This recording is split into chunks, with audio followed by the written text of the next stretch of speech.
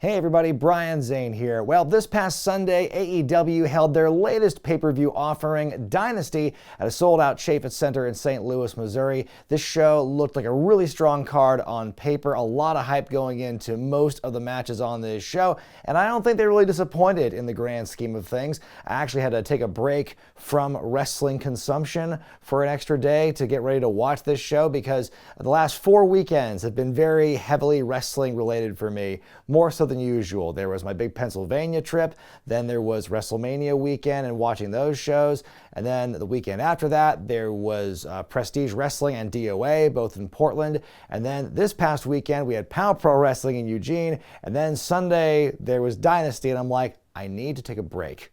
I need to have one day of the weekend available to think about wrestling for a bit. And I'm glad I waited because I went into this show with kind of a fresh set of eyes, a fresh mind on Monday, and got to watching it, and I really liked what I saw. Beginning with a match for the Continental Championship as Kazuchika Okada defends against Pac or Pac. I don't know. I'm going to say it differently a couple of times throughout this video probably. I don't think anyone's come to a consensus on how to actually pronounce it. Either way, this is Okada's first title defense since he beat Eddie Kingston for the belt a few weeks ago on Dynamite. There's this big holy shit chant to start things off before they even touch. There's going to be a couple of those instances happening throughout this show. The story here is that Okada is taking things kind of slowly, and the slow action is punctuated by Pac getting in some offense, the high-flying, fast-paced stuff that he's so well known for. At one point, Taz on commentary comparing Okada's drop kicks to those of Ricky Steamboat's. You know, I'm sure Ricky Steamboat had a beautiful drop kick, but when I think of what is the signature offensive move for Ricky Steamboat, the drop kick is not it. Anyway, at one point in the match, you got Pac is draped over the apron, and Okada hits this big-ass DDT onto him, lays him out for a long time. Pac barely avoided the 10 count here. Pac comes back with this awesome Acai moonsault on the outside. Acai means bastard! We get our first of many "this is awesome" chants throughout the evening. They fight through some Germans. At one point, Okada looks like he's going to tease the Rainmaker taunt, but instead he flips off the fans. Oh, what a heel he is now, working with the Young Bucks and everything. But man, the authority with which he had that middle finger, that was a commanding single deuce. It kind of reminded me of this like one bit Dane Cook had on stand-up years ago, where it's like someone had a really big middle finger, like 8 knuckles on it, like boom! Just the authority with which it was there. Pac countering Heavy Rain with a standing brutalizer. He really has Okada on the ropes for a bit. He hits him with a tombstone and wants to go for the broken arrow, but Okada distracts the referee, and that buys him enough time to counter the broken arrow effect, hits the Rainmaker to win and retain the championship. I give it 4 stars out of 5. This was a very impressive opener. I love the contrast of styles that Pac and Okada had in this thing, and it just worked really well together. It just felt like it was kind of a matchup made in heaven for these two guys. And I am enjoying Okada's new heel role. I'm going to admit, I didn't really watch much of Okada's stuff in his prime in New Japan. So I know there's a lot of people out there who feel upset at Okada's portrayal in AEW based on that past history with New Japan. And I'm sure they have a point. But right now I'm just kind of looking at this Okada portrayal through relatively like fresh eyes. Someone who has seen several Okada matches, knows of the legend of Okada, but I haven't followed it quite as closely, so I don't have that quite kind of attachment to it. But I am liking his new heel persona with the Young Bucks. Trios match up next as the House of Black, who come out with some really spiffy matching gear, by the way. The black with the dripping blood effect on the tights and everything. It's a beautiful look. They're going up against Adam Copeland, Eddie Kingston, and Mark Briscoe, the TNT champion, the New Japan Strong champion, and the Ring of Honor World champion. And man, this and the last match we saw, and more to come tonight, kind of like what I said in my WrestleMania review. Sometimes it just feels like everyone's got a belt. The big story in this matchup, the overarching thread, is the conflict with Copeland and Malachi Black. You know, the fans want to see them engage with each other. We get the tease a couple of times in this matchup, but they don't really do that until the very end, which I will get to. But this is just a really fun physical match. You get a nice blend of everyone's different styles. You get some of that Japanese strong style action when Kingston and Brody King are trading strikes in this one. You also got Mark Briscoe doing the redneck kung fu at one point, which I think is always entertaining. There's chaos outside the ring at one point as Buddy brings a chair into the ring. Mark takes it, uses it as a launching pad over the ring post to hit a plancha to King on the outside. Briscoe then takes this Death Valley driver into the barricade by King, takes the heat for a while in this one. There's a lot of legal man syndrome in this matchup here. It's just kind of par for the course with these trios matches in AEW. A lot of illegal attacks from the people who aren't legal in the matches doing stuff. Eddie Kingston's guilty of it a lot in this matchup, but I think it's kind of guilty for everyone across the board. We get kind of a staggered Tower of Doom. We get these double power bombs and a superplex by Copeland to cap things off. Everybody getting their shit in. At one point, we get a triple spear spot from the good guys. Quite a ways to go for it, but they pulled it off. Copeland goes for the spear, but Malachi sprays the black mist in his face, hits him with the kick, and pins to win. So there's your one interaction between these guys all matchup. Kind of a sneaky way for the House of Black to go about it. But this was a really fun match. I give it 4 stars out of 5. There's a lot of bodies there, and like I said, a lot of distinctive styles, but I think it's fun how everyone kind of worked and everyone looked good. Everyone had a time to shine in this matchup. And I think that the personalities of Kingston, Briscoe, and Copeland work pretty well here. I'm really liking Copeland's run in AEW compared to like his return phase in WWE when he came back. I think a lot of the matches he had felt overly like wrought and overly dramatic and everything. And except for the Christian Cage matches we saw them have earlier this year, I think a lot of what Edge has done in AEW has kind of eliminated that, and he's wrestled more kind of like how he wrestled when he was a mid-card guy on his way up, where there's not so much of that like big faces and all the drama and stuff, and he's actually just kind of wrestling a faster pace. And I think it's working for him. I think it's making me a lot more interested in him at this point. In a match for the TBS Championship, Julia Hart of the House of Black hopes to make it 2-0 for her group as she defends against Willow Nightingale. Stokely Hathaway, her manager, is on commentary for this matchup here. The house rules for this one, it's no rope breaks, and it's a 20 count instead of 10. The no rope break rule comes into effect pretty early in this matchup once Julia gets her heat on Willow. She starts to choke her out and everything, and just kind of gets in Aubrey Edwards' face and telling her there's no rope breaks. I can choke her for as long as I want here. Meanwhile, Mercedes Moné is watching the show in that total WWE blocking style, very natural. Julia works over Willow for a while till we get a big spine buster. Julia has Heartless locked in, but Willow powers out. Hart goes for the moonsault, but Willow counters, hits the lariat and the gut wrench powerbomb to win the match and the TBS Championship. What a cool moment for Willow here, celebrating with Statlander and Stokely in the ring.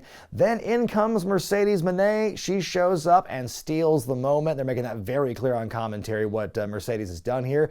They have a face-off. Moné makes it clear that she wants the belt. Willow holding the belt up in defiance as they play her music. I give it 3 stars out of 5. You know, the match itself was short but sweet, but it was solid, well done, and I think beyond that, it's just the moment of Willow winning the title is a huge deal. I think it's just really cool to see her get that accomplishment. I'm really happy for her. I'm super proud. You know, I've been a big fan of hers since we met and worked together in ROH, and to see her grow as a performer and for her to get that huge following, last year and a half or so she's had in particular has been just really cool to see.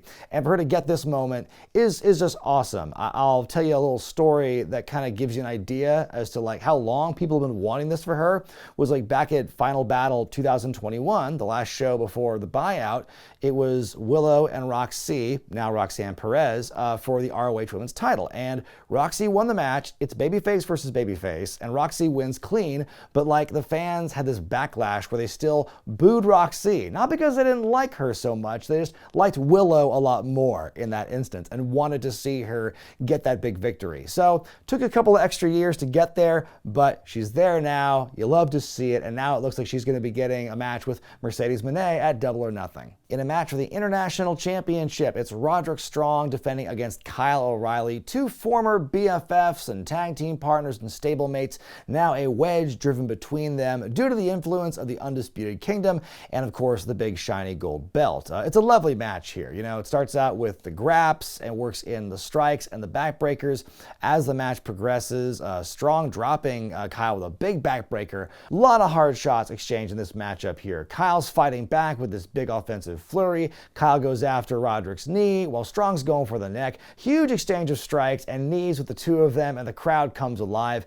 Kyle with a guillotine that goes into the ropes. His neck is bounced a little on the rope, kind of a scary looking spot there. Wardlow appears and hangs out at ringside, but ultimately does nothing 2-0 as Strong wins with End of Heartache clean as can be. Out come Adam Cole and Matt Taven and Mike Bennett. Cole rising from the wheelchair. He comes to celebrate with the lads. The ankle injury is not as severe as we all thought. We can see him shoot this mean look to Wardlow, however. Ooh, I wonder if it's because he's still upset with him for not beating Samoa Joe for the title a while back. I give it 3.5 stars out of 5. I think this was a fine match, and I think they did a good job kind of using that personal past of theirs to their advantage in this matchup. I do think that there was some moments where I felt like maybe these two are holding back a little bit. I don't know if it's because of an eventual rematch down the line, or maybe there's kind of like saving stuff with Kyle since he's still kind of on the comeback trail, so to speak, in his career, or what. But I think there's still some potential with this matchup. And of course, you see that story afterward where Adam Cole, he's back. I know there was a report like a week or two ago even where, oh, the ankle's really messed up and it's worse, it's not getting any better. And that seemed to be a bit of a misdirection. And so of course he's up again. Who knows when he's like healed to compete again, but it's good to see him finally, walking about off the wheelchair and whatnot. That'll be good to see him eventually make his comeback, and where this plays into Wardlow's eventual ouster and inevitable face turn again remains to be seen. For the FTW Championship, Hook defends against the Learning Lion himself, Chris Jericho. The story here is that Hook has already beaten Jericho once on TV. Jericho wants to take Hook under his wing and give him advice and everything. Hook doesn't trust him and says no. Jericho is very miffed by that, and now we have this matchup. And Jericho's saying in the build-up to this that, when I beat you for the championship, it's going to hurt me a lot more than it hurts you. Well, we'll have to wait and see about that. Jericho is heartily booed by the audience now, and there's a big Fozzy Sucks chant as the match begins. There are a lot of anti-Jericho chants in this one, by the way, and a lot of them seem more cutting than others. There's "Go home, Jericho, go home." There's "Please retire." Like, these are not just like, "Boo, you're a heel, we don't like you" chants. These are kind of the chants reserved for people who have been overexposed, and fans are at the end of their rope with them. People like The Big Show with somebody they got a "Please retire" chant. X-Pac got a lot of just like negative heat for being around too long and just being too involved in these certain storylines. And Jericho at this point is very much in that same boat. And I'll talk about that a little more after this matchup here. And this one, it's okay matchup. It's a hardcore match, and there are some times where they look like they're going for one spot and it's like they miss the mark or they have to do it again. It's just not a great matchup here. Not the best from either guy. Jericho does take a lot of suplexes, takes like a T-bone off the apron through a table, takes one when he's got in a trash can. The way Jericho flies through the air, that T-bone with the trash can on him, it does remind me when Oscar the Grouch is jettisoned out of a building in that Christmas special. Hook is able to get Red Drum locked in a couple of times, but Jericho's able to escape it a couple of different ways, like driving Hook through a table in the corner or just slipping out of it into the walls, but then Hook slips out of that. Hook kicks out of 2 back-to-back Judas effects, which I don't think anyone's done before. It's a pretty big deal considering how well protected that move has been in AEW. So Jericho grabs the ball bat and repeatedly apologizes to Hook before he bashes him with it. After he does that, and before Jericho makes the cover, Taz stands up from the commentary desk, and he's been beside himself for the last several minutes at this point. He stands up. That gets a tremendous pop. And then it's immediately died down once Jericho covers Hook to beat him for the FTW Championship. And nothing comes of the Taz thing. He just kind of like gets there to check on Hook afterward. But that was kind of an interesting moment where fans really wanted to see like Taz get involved in some way. And we didn't get that. And true to Taz's word, like he says he's a grown-ass man. He'll fight, he'll let him fight his own battles and everything. But yeah, that's the state of the match. I give it 1.5 stars. Yeah, people are sick of Jericho, and I think the last several years of his career, Jericho really benefited from, taking some breaks, taking time off to pursue his music career or acting or whatever, go away for a long enough time that people want to see him come back, and then he does, usually to great success. I mean, that has been the secret to his success for the last several years across WWE and AEW. And now he's been there so long, I don't know if it's the fans are just like sick of seeing his face, if there's a backlash to all of like the not so great storylines he's been involved in for the last couple of years, if there is lingering backlash from those rumors about he and Kylie Ray that sprung up at just before World's End last year. Like, did that heat ever really die down? Maybe it's a combination of all those things, but either way, fans seem to be tired of Chris Jericho. Again, the way they booed him and reacted to him on this night on Sunday, that was not heel heat. That was not, oh, we want to see you get beat because you're a baddie heat. That was go away heat. And I think now it just feels like he's been a little exposed, and maybe some time away would do him good. I'm not saying he should retire. I think that was a little extra cruel in this matchup. I don't think it was that bad a match where it's like, oh, please retire. But I think that he keeps getting involved in these storylines where he's, working with this young talent, and they ever so rarely benefit from it anymore. I think MJF's maybe one of the last people he worked with that actually got a rub and got elevated and went on to do more cool stuff afterward. And so everyone else, it feels like, has not been as successful, or there was this moment and then it's just gone. So yeah, I think maybe it's time for Jericho to take a little break, honestly. Timeless Toni Storm defends the AEW Women's Championship against the woman who never lost the belt and had to give it up due to her back injury in Thunder Rosa. That's been the big story here in this feud. And man, speaking of story here, that promo that Toni cut after the makeup was smeared all over her face, the one that she delivers in color, that was a killer promo. That is such great work by Toni here. And unique looks for both ladies in this matchup, by the way, because Toni's got this caked on white makeup of hers, while Thunder Rosa is not wearing her face paint. She's just wearing regular makeup. And so that's kind of a different look for both of these ladies. Thunder Rosa is very aggressive in this one. I like the flying corkscrew attack onto Toni and Luther. Thunder talking trash to Toni throughout here, talking about how she is a demon that Toni needs to worry about. There's a lot of dueling chants in this matchup for both ladies. They like Thunder Rosa, but they also like Toni as well. And I've mentioned this before, how Toni is booked as the heel very consistently since becoming Timeless Toni, but it's a gimmick the fans want to like. And so I'm not saying that they need to officially turn her babyface, but you get that kind of situation where, yeah, I think you run the risk of, even if you're putting her against this, stone cold babyface in Thunder Rosa, that there's going to be, the fans will be divested in who they want to cheer for. Mariah May gets on the apron at one point, but is stopped by Deonna Purrazzo. We get the hip attack and the Storm Zero and a kick out. Texas Cloverleaf applied to attack that previously injured back. Thunder doing a great job selling here, but we get that rope break. Toni bringing the apron skirt into the ring while the referee is distracted. Toni takes Thunder to Dick Kick City.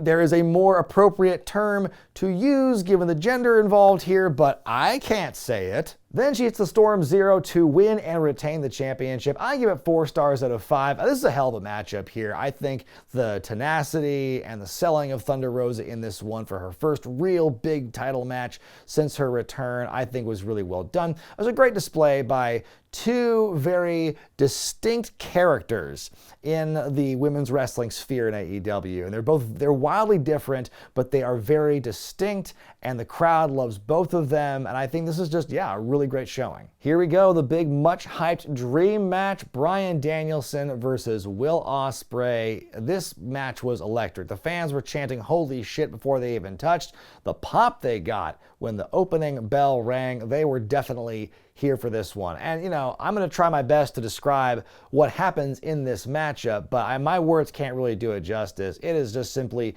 a tremendous match that you need to go out of your way to see for sure. If you watch one show from this entire pay-per-view, or one match from this entire show, it should definitely be this one. Very evenly matched at the start. I love this moment early on where Ospreay does his handspring flip off the ropes, is vaulted off of Danielson's back. We get a fight forever chant really early on though, and I'm like, okay guys, let's calm it down just a little bit. But like I said, lots of back and forth. Ospreay with the explosive agility, and Danielson trying to wear him down with the strikes and the submissions, working over the body. I love this point where Danielson has him mounted and is just taking lighting him up with shots to the body and everything. Ospreay with the big flip-de-doo off the top to Danielson on the outside. Danielson has cattle mutilation locked in for a bit. Ospreay countering out of a top rope Hurricane Rana by landing on his feet. We get this top rope Tiger suplex by Danielson to Ospreay. Oh my gosh. We get an Oz cutter on the apron. We get all this different offense with both guys here. Ospreay is really hitting a lot of his best stuff against Danielson here, and then to see him fight back from everything is really spectacular. Both men have a lot of that fighting spirit. Danielson comes back and just stretches Will for a while. We get this big old exchange of the two, from roll-up attempts, the blade attempt, to a big Busaiku knee and a kick out. Triangle choke is countered into a Styles Clash at one point. That was awesome. Ospreay powering through the back suplex to hit the big elbow. Goes to the Os cutter, but is hit with the most picture-perfect Busaiku knee in midair I ever did see. We get this moment where both men are in opposing corners. We get the yes chant. Ospreay unsheathes his blade and they run toward each other. Ospreay strikes first. He goes for the Tiger Driver 91. When Danielson lands, starts selling his neck and his shoulder. He's like convulsing. The referee wants to check on him. Bring the medical staff in here. But the match continues. Ospreay hits the hidden blade to knock Danielson out and get the pin and the win. And it's this awesome moment here. The moment is dampened by this moment here in the ring where Danielson continues to sell, and there's this moment here where he could be really hurt, and Ospreay's a little conflicted by this but still celebrating. But at the end of the day, this was as great a match as advertised. 5 stars out of 5. Now, do I think this is like the greatest match on American soil ever, like some people are saying? It's a great match, and time will tell if it really belongs up there. But I think in this moment, it is obviously a match of the year contender. It is amazing work what these two did. I think just looking at that, you can see, man, the false finishes they had, some of the damnedest things I've ever seen. Some of the craziest counters I'd ever seen in moves came in this matchup. It was just great stuff. This final year run that Danielson is on has been incredible. Ospreay is definitely worth the investment that AEW has put into him here. As far as the way the match ended, the Tiger Driver 91 and the way Danielson sold it afterward, that is a work. You cannot tell me that was a real reaction, because that bump that he took, the way he landed, that is not any worse than what Kenny Omega, how he took it at Forbidden Door last year. It wasn't even the worst bump that either of these guys took in the same matchup. So no, I don't think Danielson really got messed up from that Tiger Driver. I think they're putting it over as a dangerous move, and I think Danielson is one of the greatest workers of our time. And, I know Ospreay said in the scrum after the matchup that he's going to take a break on using it. I think that's a great storyline device, because that's something you could pull out sometime later in a big match with Ospreay, where he feels like he's compelled, he has to use this move, even though it's so dangerous. So yeah, I think that was just a really choice piece of storytelling. I think that it made the move look incredible. It made the finish that much more urgent. And everything, the impact for everything meant more. And so I think that was great. It was a great finish and just an amazing matchup. Like I said, if there's one match you see from this entire show, it's got to be this one. In the semi-main event, it's a ladder match for the vacant AEW tag team titles as the Young Bucks take on FTR, the latest in their storied rivalry in the company. Of course, one of the biggest things about the build to this matchup was AEW airing the security camera footage of what happened at Wembley Stadium when CM Punk and Jack Perry got into their big physical altercation. This was the incident that led to CM Punk's firing from the company. This is what Tony Khan said was something that made him fear for his life. So was the footage as damning as everyone kind of thought it might be? Well, no. I don't think it really changed anyone's opinion on anything surrounding the matter. It really kind of confirmed what CM Punk, how he described the incident in that interview with the MMA Hour that ran WrestleMania weekend. As I mentioned in my video about CM Punk and AEW, there's a whole lot of blame to go around for why that relationship went the way it did. It falls on Punk's shoulders. It falls on the Elites. It falls on Jack Perry's. It falls on Hangman Page's. It falls on Tony Khan's. Everyone had a stake in this relationship with Punk and AEW going as poorly as it did. And, CM Punk's interview seemed to confirm that. What happens in the security footage seems to confirm that as well. They probably aired it because it was timely, because it got brought up in that Punk interview, so it was relevant. And yeah, it was a ratings ploy, but everything in wrestling is a ratings ploy. It's always a goal to get ratings. So what makes that more of a ratings ploy than anything else, I'm not entirely sure. Another big takeaway about them showing the footage is that it reminds people of a certain individual who, hasn't been seen for a long time, and they want to keep fresh in the minds of the fans. And of course, I'm referring to Chris Hero backstage looking very exasperated in his red polo shirt. I mean, Chris is awesome, as his theme says, so kudos to him for trying to keep it locked down, in the midst of all that chaos, becoming a meme in the process. That to me was the biggest takeaway of the footage, was seeing exasperated Chris Hero. Long story short, I think the security camera footage was much ado about nothing. People got themselves real fired up for, something they hadn't even seen yet until it ultimately happened. I don't think you can really judge whether or not this was a good look until, time has passed and we get more of an idea of what the impact of showing it was, long-term sort of thing. But, it got people talking, it popped a rating, and it does play into the match we're about to see here. So in that way, I think it was a mission accomplished. And everyone wants to say, oh, this is like WCW in 2000. Like, no. If people have that argument, they either didn't watch WCW in the year 2000 and only hear about it from like second and third hand retellings, or they watched it and then just kind of blocked it from their minds and have no recollection. Because as somebody who has been watching a lot of WCW in 2000 for research for this channel, I can confidently say, no, there's no comparison between that and AEW. Even your worst perception of AEW cannot compare to what is going on with WCW in 2000. I'm sorry. Anyway, the match itself is a banger. I think this is one of the better encounters in their rivalry here. Excellent usage of the ladders around there. I think, both teams, I should say, really sell their ass off for each other. I think that Matthew and Nicholas, the way they take a lot of the ladder offense early in the match is really good, and then Dax, he starts a bleeding after he gets drop toe held, and falls face first into the ladder, and that really tells the story about their big comeback and everything. Cash is crotched on this big ladder bridge on the outside and hit with the EVP trigger. At one point, Dax is put in a ladder sandwich and is just bashed relentlessly with a chair. One of my favorite moments is the sharpshooter on Matthew while he's pinned down by the ladder. It's a really cool look.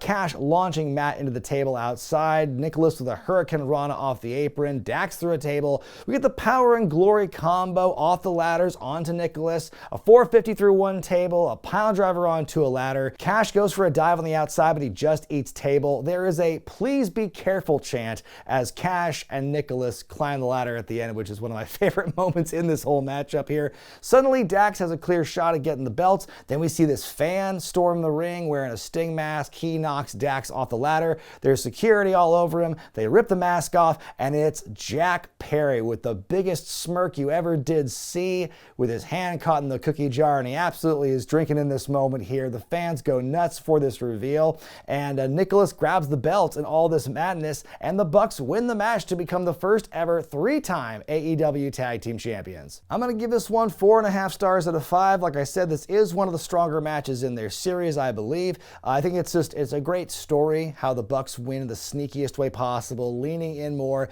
into those EVP positions. The reveal of Jack Perry, I think, was really well done. And I know that this whole CM Punk fiasco has gotten people all up in a tizzy and having lots of takes about Jack Perry as a performer and as an investment and everything like that. But you listen to the reaction he got for being revealed and being the one to help the Bucks win the belts after they had shown that footage why he is the scapegoat now and all that's led up to it. And it all kind of comes together. And so when you ask the question, did AEW really need to show that footage?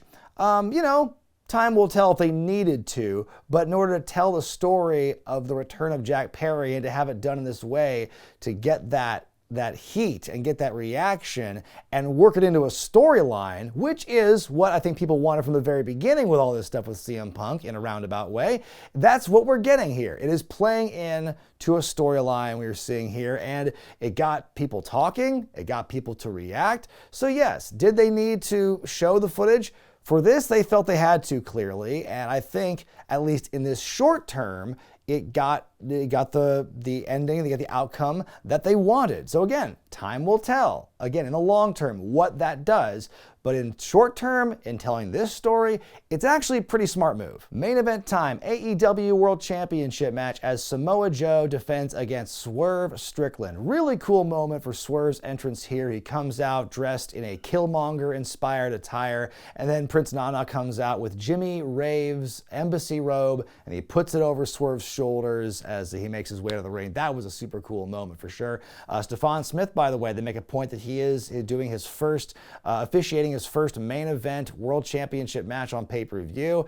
Really cool to see that. Also really cool to see Swerve countering the Nope. How many people have you ever seen do that, where they dive off, Samoa Joe walks away, and they splat? Not Swerve. He lands on his feet, but Joe does respond with the Uranagi onto the announce table. Joe exposing the concrete at ringside. They tease a muscle buster on it. We just get a power slam on Swerve instead. There's a big old sweep to the legs from the front by Joe. I do like Nigel McGuinness's commentary on that, where he says he got hit by that once by Joe and he couldn't walk straight for 3 weeks. Nice trading of strikes between the two. Joe looks like a killer, absolute monster here against his smaller opponent. Swerve going after Joe's arm in a big way. Joe hits the muscle buster though. We get a kick out. Joe grabs the championship belt but hits hit with a house call. The 450 splash, the stomp. We get a kick out. Joe's got the belt. Nana's on the apron. Swerve trying to use the belt himself, but he's caught in the clutch. Swerve grabbing Joe's thumb to break the hold. He does the arm break thing. Another house call. Another kick out. Then Swerve leaps over Joe out of the corner, hits a power bomb. The Swerve stomp, the cover in the win. Swerve wins and is the new AEW World Champion. I give this one 4 stars out of 5. This was a really good match, again, showing how powerful Samoa Joe is and how much of a struggle he was for Swerve to overcome. I think that, Samoa Joe's reign as champion, I think that was a really strong world title run. Did it break any records? No. Did he have any match of the year candidates as champion? Not really, but I think he was very necessary to stabilize that belt and bring back a level of importance that many fans felt was kind of taken away the longer MJF's reign was. And the more he did, that whole ending storyline of MJF's reign really sputtered out for a few reasons. And so for Joe to win the title the way he did and to hold on to it the way he has, I think has been really good for the belt, and it made Swerve's victory mean that much more when he finally, overcame the obstacle and beat Joe for it. And so I think, again, much like how Willow won the belt, it's something that I think is really well deserved. Deserving is a very finicky phrase in wrestling, and I think it might get overused at times. But I think that in the case of Swerve and everything he'd been through in his career, I think he definitely is somebody who deserves this opportunity. He wasn't going to get that opportunity in WWE, and it did seem kind of a rocky start when he first came on to AEW. But boy, the last 2 years or so, his work has just been phenomenal. Stuff with Hangman Page, the work on the Continental Classic. It's really been building up that resume, and it made that victory so much more desired from the fans once it finally came. It's crazy because several years ago, Defy Wrestling in Seattle, their first main event was Cody Rhodes versus Swerve Strickland, and now here we are in 2024, and each of those guys are world champions in their respective promotions. They're killing it right now. They're both having the time of their careers, it seems, and you just love to see it. That kind of success, this turning of the page, this changing of the guard. I think that Swerve being the champion right now, for AEW at least, is a great thing for them and their future going ahead. That being said, my grade for Dynasty is an A-. Now, were it not for the FTW title match, or maybe had a different outcome perhaps, this would be a near perfect show. I think that, most of this card looked great on paper, and they absolutely delivered for the most part here. I mean, you had some happy moments and sad moments. You had surprises. You had 2 new feel-good champions in Willow and Swerve. And of course, you have that amazing match with Ospreay and Danielson. But that's not that is the best match clearly on this show, but there are so many other really good matches here. I mean, Okada and Pac was a great match, but that's even lost in the shuffle amongst some of the other things you got on this show. You had a little bit of everything here, and I think that's why this is just a really, really strong pay-per-view in the end. But what did you think of Dynasty, folks? I want to hear about it in the comments section below. Be sure to give the video a thumbs up if you like it, subscribe to Wrestling with Regret, and hit that bell icon for all the notifications. I'm Bryan Zane, and I'll see you next time.